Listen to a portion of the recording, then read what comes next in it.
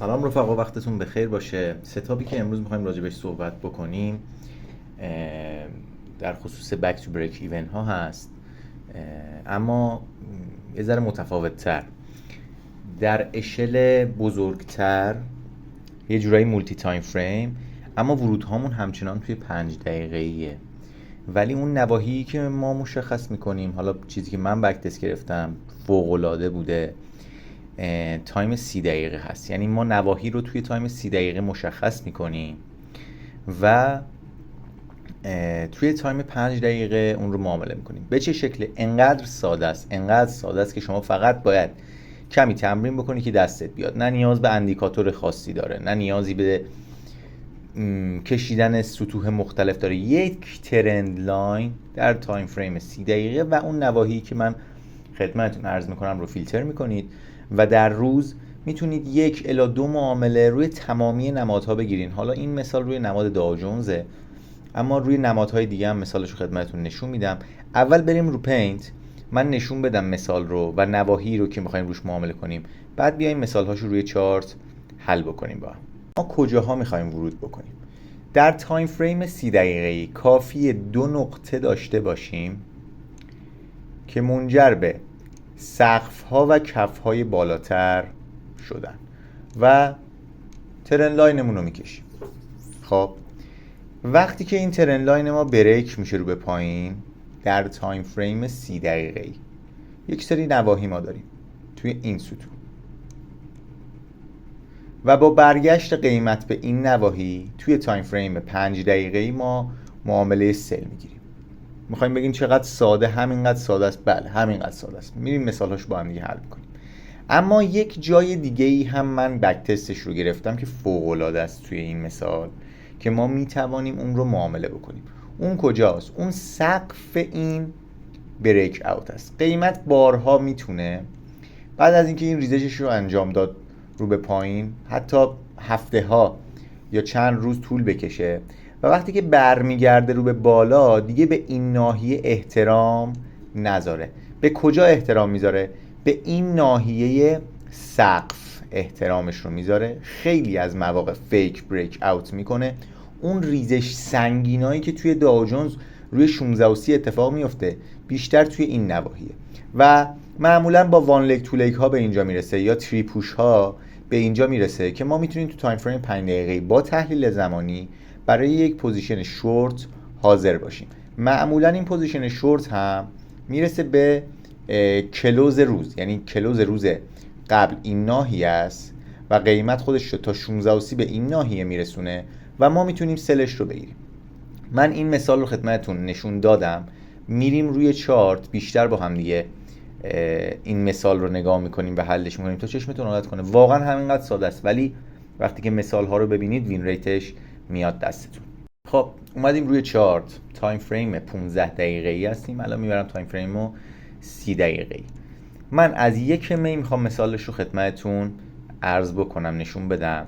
ببینید در 30 آپریل ما یک اسپایک داشتیم، بیشتر به شکل طولک رفته، اما خب ما میدونیم بعد از اسپایک سایکل کانال رو داریم و اگر پرایس اکشن رو خوب بفهمید، ما یک تیک هم بریم بالای اسپایک یعنی وارد فاز کانال شدیم. حتما نباید کانالمون تمیز باشه، اما ما وقتی تایم فریممون رو بیاریم پایینتر، اینجا کانالمون خیلی زیبا و واضح هستش. ببینید از این ناحیه ما یک کانال داشتیم که هی شیبش، اول شیبش تند بوده، هی کندتر می شده، اما این ناحیه یا این مثال دیگه خیلی زیباتره. برای ما تشکیل یک کانالی رو میده، هرچند کثیف. چرا اینو میگم؟ چون اگر ما همین رو بریم بذاریم روی سقف، میبینیم که یک ناحیه کانالی شکل برای ما قیمت بالا رفته. برگردیم به همون تایم فریم خودمون 30 دقیقه‌ای. گفتیم کجاها معامله میکنیم؟ بک تو بریک ایونه. این ریزش رو معامله میکنیم 1 بار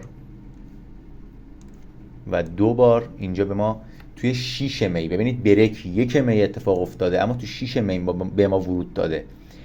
توجه داشته باشین که ورودها چون توی تایم 30 دقیقه ما این مثال رو نشون دادیم، میتونه چند روز دیگه اتفاق بیفته. اما ما خب نمیگیم که 5 می یا 4 می معامله نداشتیم، چون اینجا هم همون اتفاق افتاده. الان میریم مثالش رو نگاه میکنیم. اما ما 2 تا نقطه گفتیم میخوایم معامله کنیم دیگه. یه دونه روی بک تو بریک ایون این ناحیه است، یه دونه هم روی سقف اونه. دقت بکنید که قیمت اونو فیک بریک اوت میکنه توی 2 مرحله و یه 1 2 3 تشکیل میده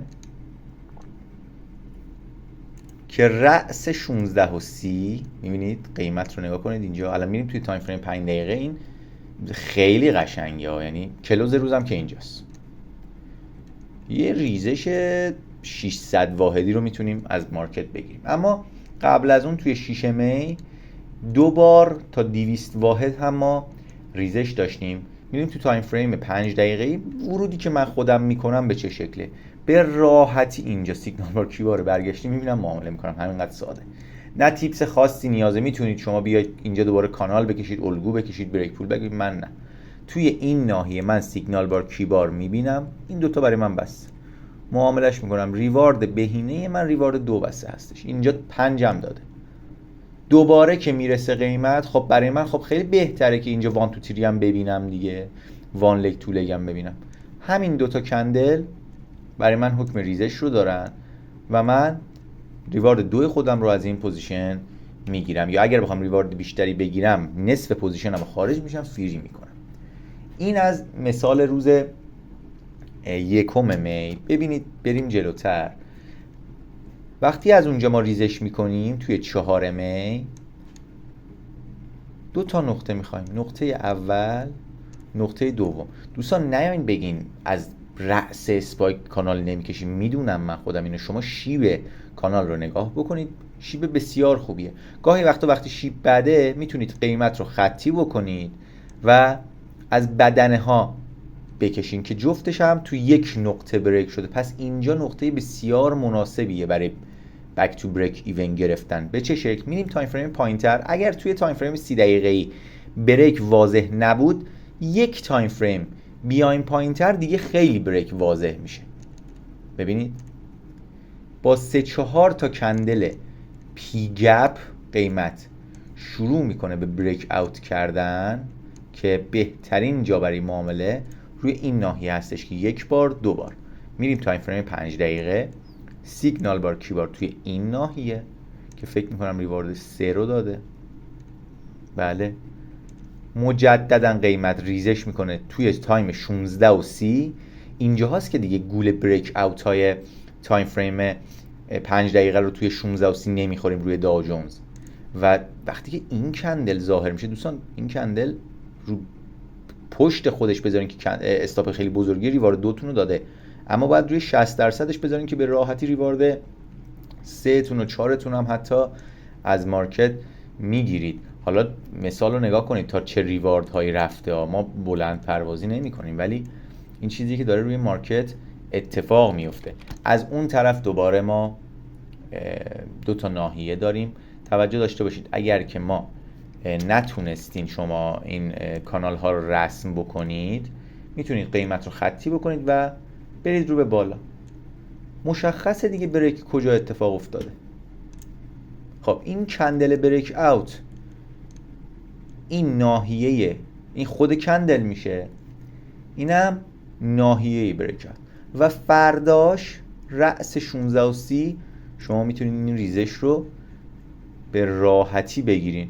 خب چقدر هم قشنگه که مارکت داره باز برای ما یه 1 2 3 میزنه و روندش رو فرسایشی میکنه. قیمت میرسه به این نقطه، یک پینبار فوق‌العاده میسازه و ما میتونیم اینجا ورود بکنیم.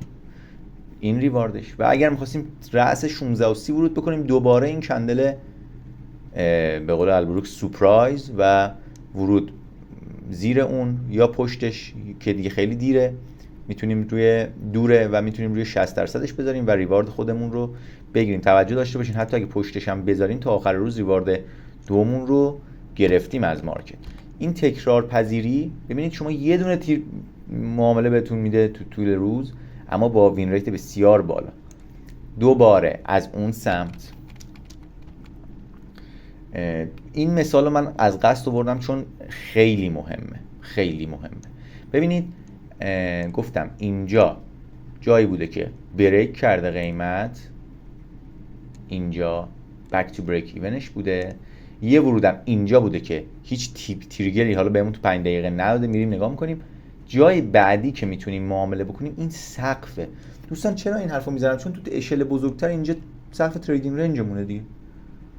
و توجه داشته باشین به ورودی که توی 14 داده بهمون. ببینید توی 7 بریک کرده، هفته بعد میاد میرسه به این ناحیه. پوزیشن فکر کنم اینجا اخبار بوده، نه 16 و 30 دیگه. اگر بخوایم با این ورود بکنین خیلی دیره. شما اینجا 1 2 3 رو دارید میبینید،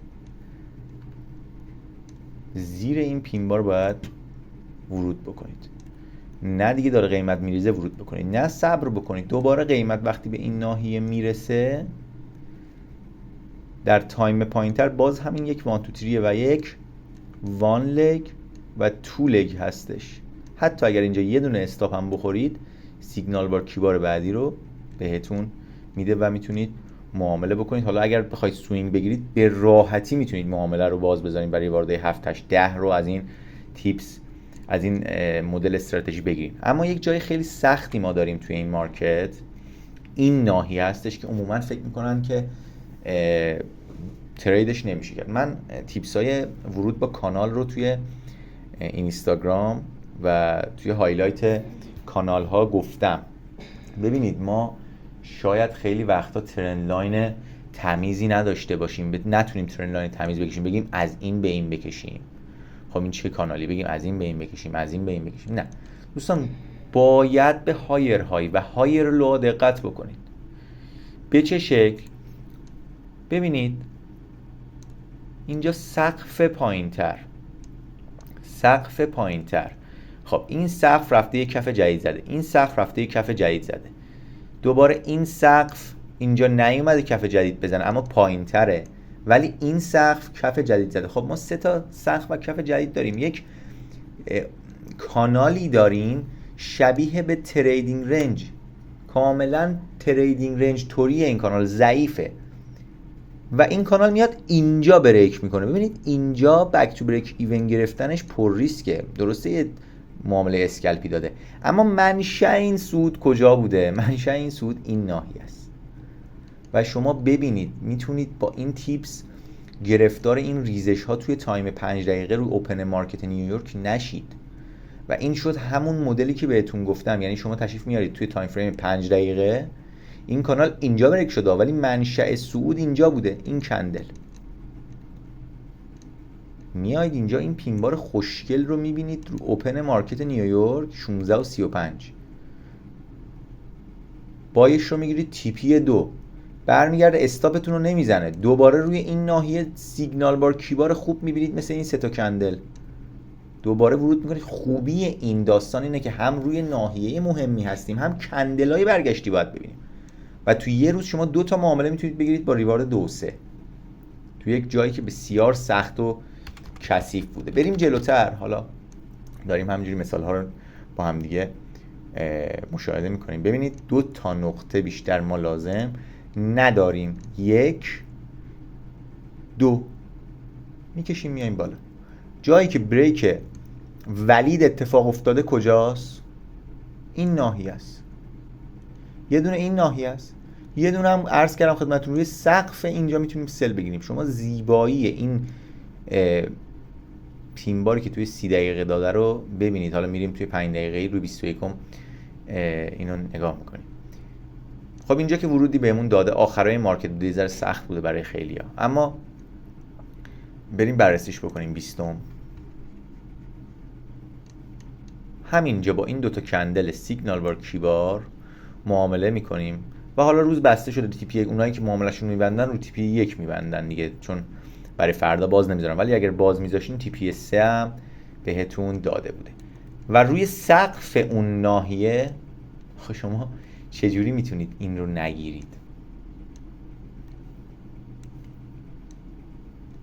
و ریوارد 8 بهتون میده که حالا شما همون 2 و 3 ببندید، هنر کردید.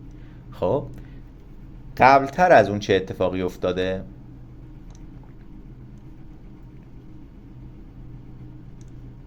سقف پایین، سقف پایین، سقف پایین، سقف پایین، خب کانال دیگه. ترن لاین تمیز اگه تونستی بکش، اگر نتونستی بکشی قیمت رو خطی بکن، از اولین رأس بکش چون شیب خوبی بهت میده. رأس بریک رو پیدا میکنی، این ناحیه است. خب حالا میریم توی کندل استیک و تایم فریم های پایین تر. شروع اون اسپایک کجا بوده؟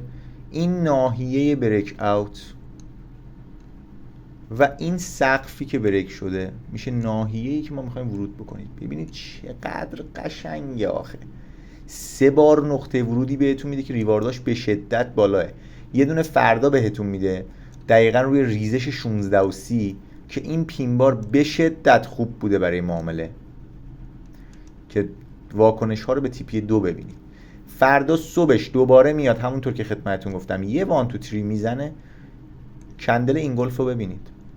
روی این نواحی ما بسیار میتونیم حساب بکنیم و کندل های به این شکل اینگولف و پین بار ببینیم، روشون معامله بکنیم. ریوارد قبل از اینکه مارکت باز بشه ریوارد 10 رو بهمون میده و مارکت نیویورک باز میشه میاد به اون سطح احترامش رو میذاره.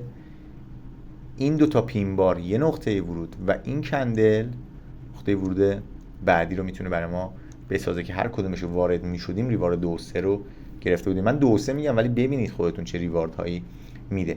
و آخرین نکته‌ای که میخوام خدمتتون عرض کنم که تیر خلاص این موضوع، فکر نکنید که حالا نهایتا تو هفته بعد این ریزش میاد و به همون موقعیت میده. ببینید این ریزش توی 18 هم اومده به کجا برگشته؟ این ریزش اومده به بریکی که توی 5 اتفاق افتاده برگشته. اون وروده یادتون بود رفتیم توی 15 دقیقه‌ای اینجا چند تا کندل بوده. من اینو امتداد میدم میرم رو به جلو و میرسیم به این نقطه جذاب، به این نقطه‌ای که خودش هم جای بایی بوده و هم بریک یک کانالی بوده که بک تو بریک ایونش موقعیت بایی بوده. همینقدر ساده، یعنی یک ترن لاین. من یه دونه استوری میدونم از استاد پورصمدی میگفت وقتی که به درجات بالاتری از ترید میرسید باید فقط یه ترن لاین روی چارتتون مشاهده بشه. یعنی شما با همین همه چی دستتون میاد دیگه. وقتی که اینجوری بریک میشه، خب این ناحیه برای ما حائز اهمیت. تشریف بیار تو تایم فریم 5 دقیقه‌ای و اینجا حالا با تیپس هایی که داری ورود کن. اینجا هم میتونی SP12 بزنی، هم میتونی میکرو مپ بزنی، هر بلایی که دلت میخواد میتونی سر مارکت بیاری. هم میتونی دوباره اون الگوه رو اینجا هم تکرارش بکنی، یعنی بگی آقا من اینجا هم باید کانال برام شکل بگیره، اون کانال بریک بشه، یعنی MTR رو من بیام مثلا روی این ناحیه. خب وین ریتش میره بالاتر دیگه. ببینید اینجا بریک، سیگنال های ورود، سیگنال های ورود، درسته؟ دوباره سیگنال های ورود. امیدوارم که لذت برده باشین از این ویدیو. لایک و سابسکرایب فراموش نشه دوستان. من نکته های این ویدیو رو به صورت عکس و چند مثال روی طلا هم توی پیج اینستاگرام هم گذاشتم. خوشحال میشم که سر بزنید ببینید. امیدوارم که بتونم کمک بکنم بهتون، چون من خودم دارم روی این معاملات مانور میدم و اکانتم هم بچه‌ها میدونن اکانت ریل، نه پراپ میزنم نه عرض به خدمت که دیمو تریدرم. از این راه دارم پول در میارم و من دوست دارم که شما هم بتونید از این استراتژی ها استفاده کنید و واقعا پول در بیارین. اومدیم تو این مارکت به قول استاد پورصمدی پول در بیاریم، نه اومدیم چیزی رو به کسی ثابت بکنیم. خیلی دوستتون دارم. امیدوارم که هر جایی که هستین موفق